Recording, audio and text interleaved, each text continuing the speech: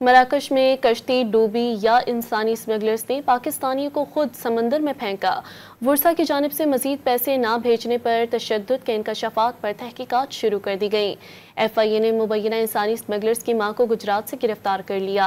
F آئی اے کا کہنا ہے کہ خاتون لوگوں کو غیر قانونی طریقے سے بیرون ملک بھیجنے کے لیے لاکھوں روپے وصول کرتی رہی۔ مراکش میں کشتی ڈوبی یا انسانی اسمگلرز نے پاکستانیوں کو خود سمندر میں پھینکا۔ حکام نے ورثہ کی جانب سے مزید پیسے نہ بھیجنے پر تشدد کے انکشافات پر تحقیقات شروع کر دی۔ حادثے کا شکار ہونے والی کشتی میں سیالکوٹ کی تحصیل ڈسکا کے رہائشی 2 افراد عرفان اور ارسلان بھی سوار تھے، جو آپس میں برادر نسبتی ہیں۔ ارسلان کی والدہ کے مطابق اس نے اپنی جائیداد، بھینسیں اور موٹر سائیکل بیچ کر 80 لاکھ روپے ایجنٹ کو دیے تھے۔ ایجنٹ نے بیٹے ارسلان اور داماد عرفان کو 7 دن میں یورپ بھجوانے کا جھانسا دیا، تاہم بھاری رقم وصول کرنے کے بعد بھی ان کے بیٹوں پر مزید رقم منگوانے کے لیے تشدد کیا جاتا رہا۔ ارسلان کی والدہ کا کہنا ہے کہ تاحال بیٹوں سے اس کا کوئی رابطہ نہیں ہو سکا، تاہم ان کے زندہ بچ جانے کی اطلاعات ہیں۔ ایف آئی اے نے انسانی اسمگلنگ میں ملوث خاتون اسمگلر کو گجرات سے گرفتار کر لیا۔ ایف آئی اے کے مطابق خاتون حادثے میں ملوث 2 انسانی اسمگلر شہزاد اور خاور کی ماں ہے، جو اپنے بیٹوں کے کہنے پر ڈنکی لگانے والوں سے رقم وصول کرتی تھی۔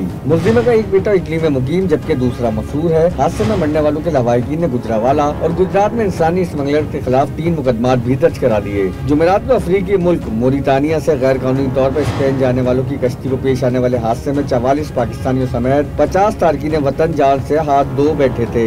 66 پاکستانیوں سمیت 86 تارکین وطن کی کشتی 2 جنوری کو موریتانیہ سے روانہ ہوئی تھی۔ کشتی حادثے میں 36 افراد کو بچا لیا گیا ہے۔